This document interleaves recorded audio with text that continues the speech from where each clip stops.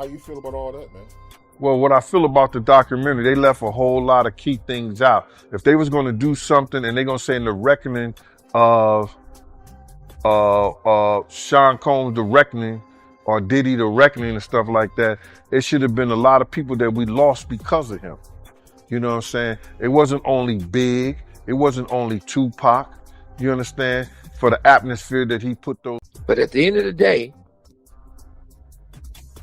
if Snoop's going around saying he went to the hospital and had a conversation with Pac, that is a flat-out lie.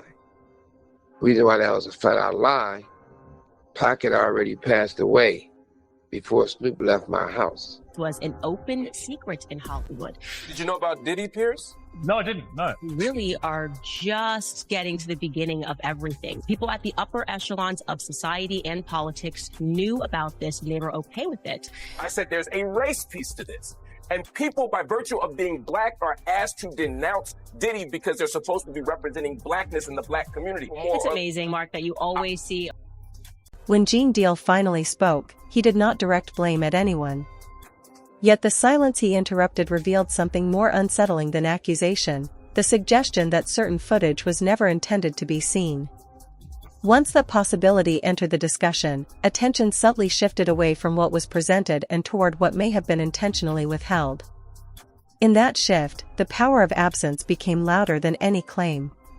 Feel about the documentary, they left a whole lot of key things out. If they was going to do something and they're going to say in the reckoning of Sean Combs, the reckoning, or Diddy, the reckoning and stuff like that, it should have been a lot of people that we lost because of him. You know what I'm saying? It wasn't only Big. It wasn't only Tupac. You understand? For the atmosphere that he put those kids in.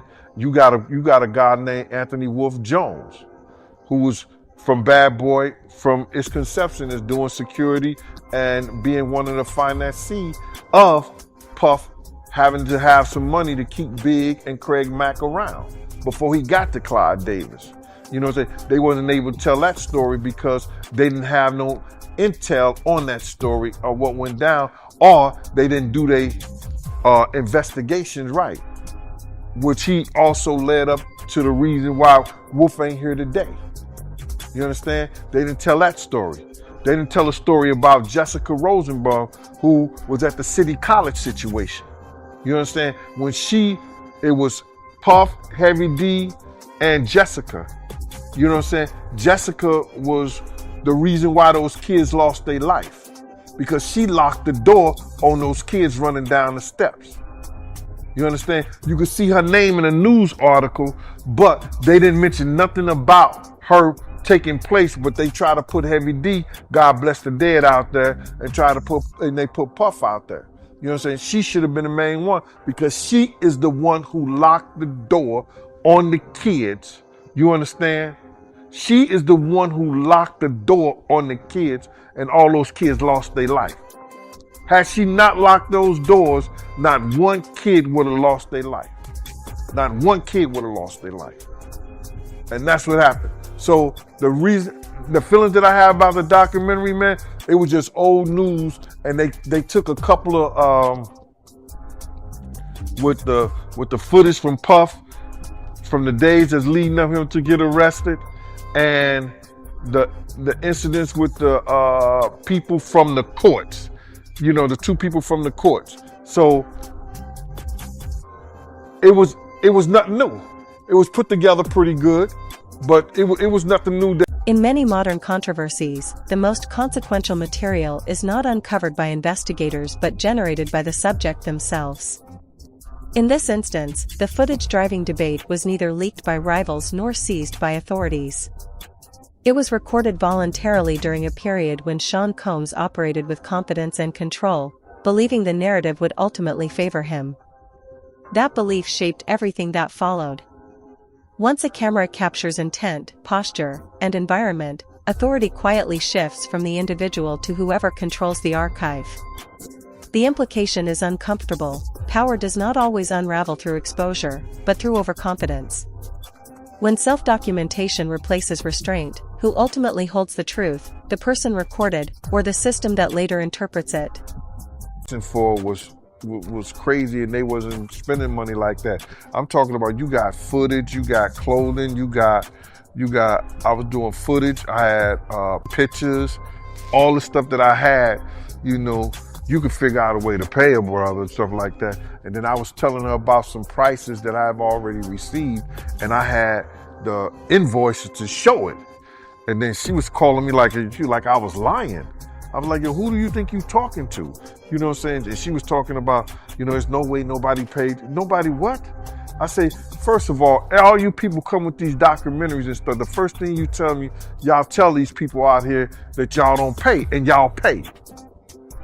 If you can make a picture look like $10,000, $15,000, you know what I'm saying? You can sit here and tell me that you're gonna pay me for my time sitting right down here with y'all.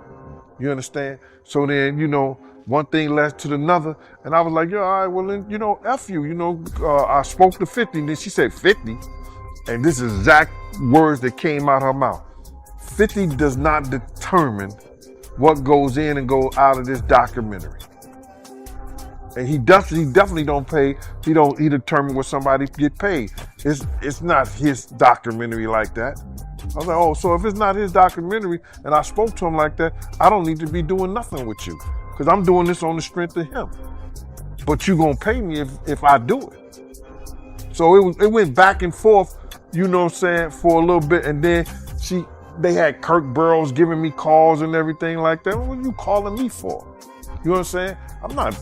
Get out of here. I know what kind of dude you is anyway.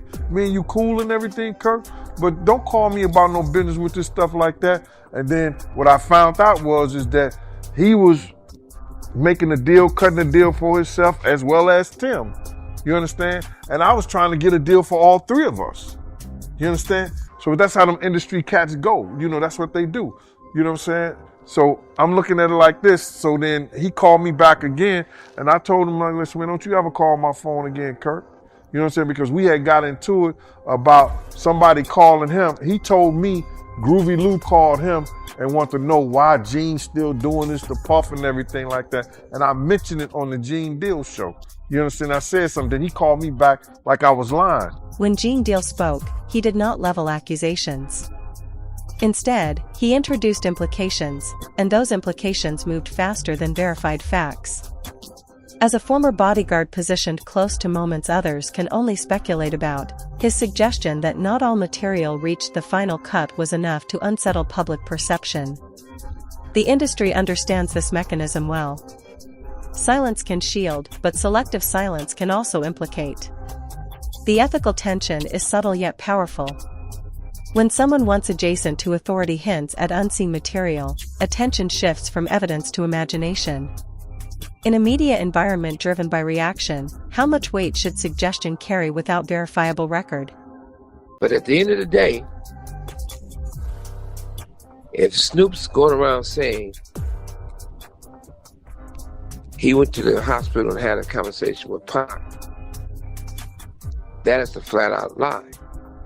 The reason why that was a flat-out lie, Pac had already passed away before Snoop left my house. Snoop came to my house, and he didn't volunteer to come out there. I called and told him, get your ass out here right now. He came to my house first. Tupac's mother was at my house. We walked back by behind the two pool houses, guest houses, and we had the conversation that I said last time. Snoop didn't throw up in no hospital. Snoop threw up in my backyard by the guest house, the pool house. Pissed me the fuck off. The thing he said about he was gonna name, if it's a boy, after Tupac, he said that in front of me and Tupac's mother at my house. For anything outside of that, who knows what he did when he left my house. But if he went to go visit Tupac, Pac was already gone. And he didn't have no conversation with Tupac.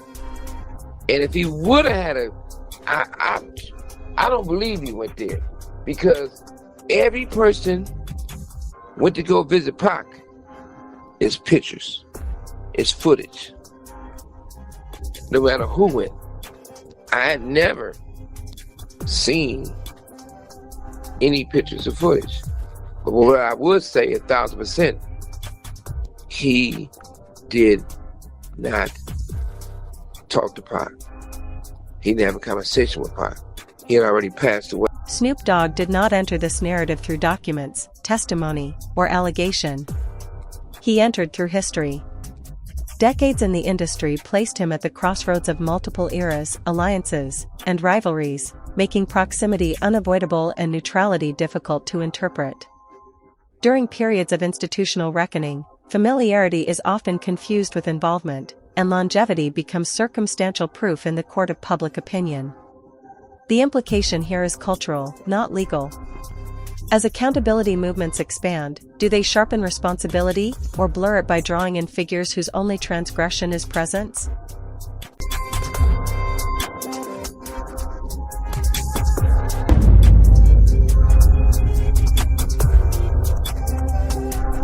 Suge, happy to have you back, my man. Man, I ain't went nowhere. I'm closer than you think. Yeah, man, I had to run it back. I mean, the people rock with you, so, you know, it was only right, man. So I gotta ask you, because over the years, man, there's been a lot of confusion. When Tupac got shot in Vegas, was Snoop at the hospital? So, Snoop didn't go nowhere near the hospital. So when it happened, as you know, for some strange reason, but now we know the real reason, Snoop did not attend the fight with us or the club, the after party at Club 662. And what's so crazy about that, we thought it was strange that he wasn't there. This is the first one he did attend. And according to Warren G and everybody else, now we know why he didn't. But to get straight to the point was this. I was at my house in Vegas, and I started calling Snoop, telling him, hey, what's up? You know? Like, it's something wrong with this situation. Pac in the hospital, come holler at him, come check on him. So he drove down, and I was at the house waiting on him. And Tupac's mother was at my house. So we back by the pool, and then the pool area is like two big guest houses. So as when Snoop come up, and there's other people out there, we walk in the back to talk. As we start talking, I said, you know, I'm on him, like, man, why you ain't here? You should have been at the hospital. And then Tupac's mother was there, the Fanny. She was like, yeah, I know you should want to see him. He told her, he was like, well, look. Older accusations carry a particular weight because they return with unresolved emotion rather than new evidence. Suge Knight's long-standing criticism of Snoop Dogg, especially regarding affiliations formed after Tupac Shakur, has persisted for decades, reappearing whenever the industry revisits its past fractures. These claims were never adjudicated, never proven, and never fully dismissed, creating a loop where repetition replaces resolution. The ethical question endures. When unresolved grievances resurface during moments of crisis, are they genuine revelations, or echoes that distort rather than clarify? Right now, he's mad at me. He hates me. So I feel bad, and that's why I didn't go up there. And Tupac's mother said, well, look, Pac was mad at me too. For a few things I'd rather not swear than for some stealing shit, she said, right? But you know, we all do that with our mothers. So she said, well, he was mad at me too, but that's my son, I'm there. And if he hates you, you still supposed to go do the right thing and go visit him, right? So as we start talking, Snoop just start crying and fell down and start throwing up, like literally throwing up, right? So we looking at him like, damn, what happened to this dude? So once he get up and explain to him, and you know, we didn't think nothing weird. We just thought he really emotional right now and he throwing up, you know. So when he got himself together, we were still talking to him. Pac's mother says, it's gonna be all right. He said, look, Boo Boo is pregnant. That's Shantae, Snoop's wife, by the way. That's the homegirl. She good people. So he told both of us that Boo Boo's pregnant. If it's gonna be a boy, he gonna name him Tupac, after Tupac. She had a boy, and they named him Cordell. That's Snoop's last son with her. So I don't know where you get all the extras from when they had a conversation at the hospital and all that. That's absolutely not true. Say less.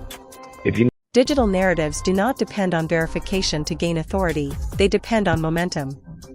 Here, the progression followed a familiar pattern. Accountability turns performative instead of precise. If truth demands patience while rumor requires none, which does the modern audience actually reward? Flash drives moved swiftly from speculation to certainty in online spaces where proof is optional. The risk is systemic. When implication outpaces documentation. And I'm so glad that what's his name did this, 50 Cent did this. And by the way, if you're thinking that he's going to take shots at Bieber and J-Lo and any of that, or Leonardo, nothing like that happens in this documentary. It's not that documentary. I think those guys were probably protected to not show what the Bieber thing is and what the other stuff is. But you really learn about this guy's character and the ties with the mom and who the mom was and beating him up, and the dad being a former mobster. And they used to say is that dad was a former FBI informant working with Frank Lucas. You know Frank Lucas from American Gangster? Apparently Diddy's dad has ties to Frank Lucas. If you type in Diddy's dad, Frank Lucas, zoom in a little bit, Rob.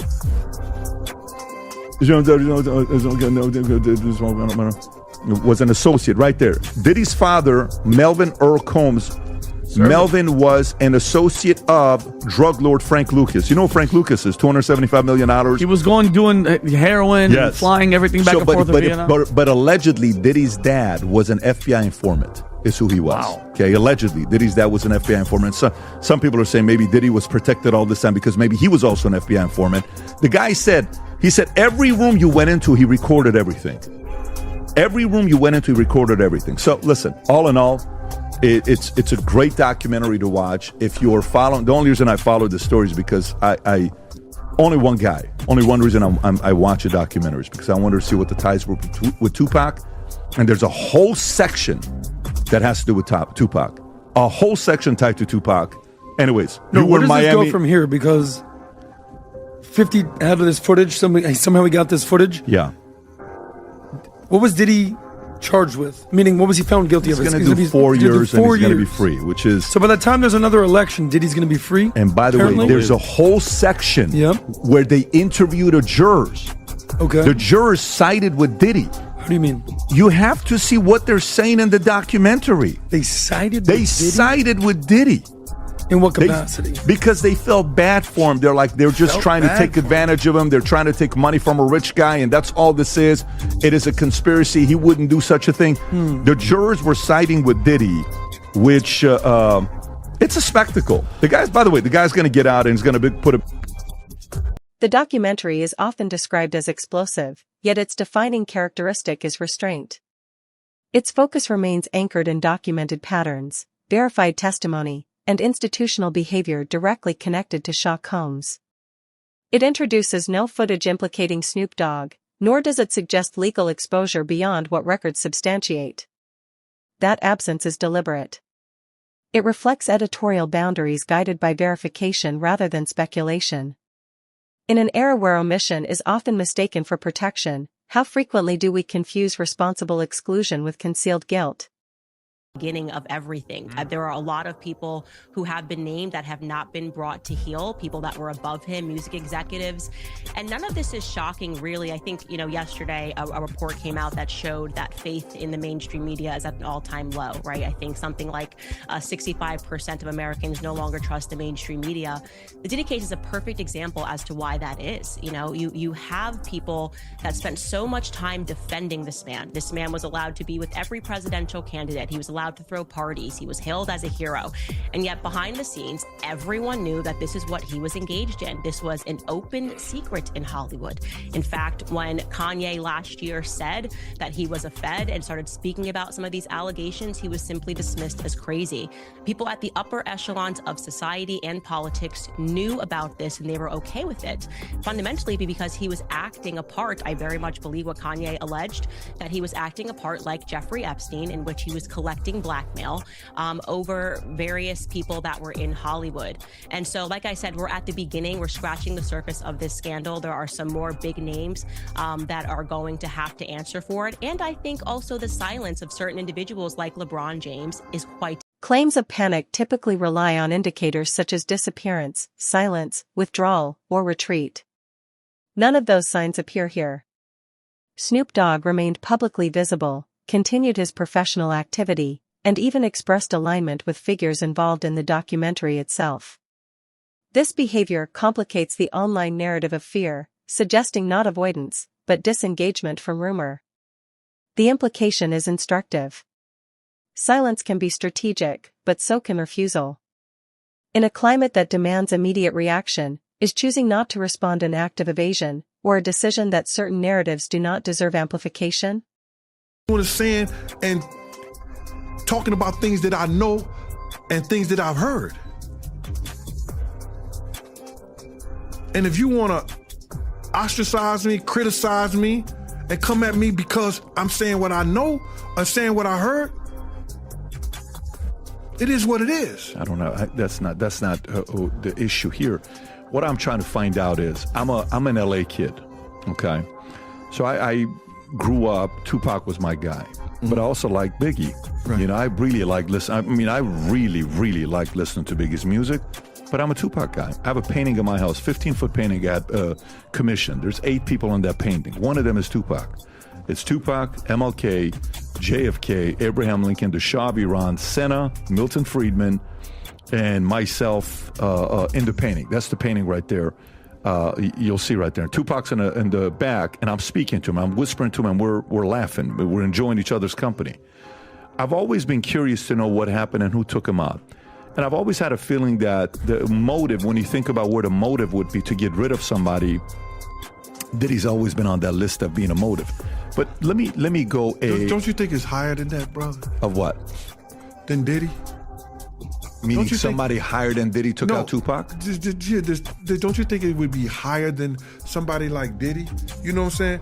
What would be the motivation, you understand, to give some street people $1 million when Tupac, before his death, was doing an audit on his company because he felt like they were robbing him? At the heart of this story is a distinction that often collapses under pressure.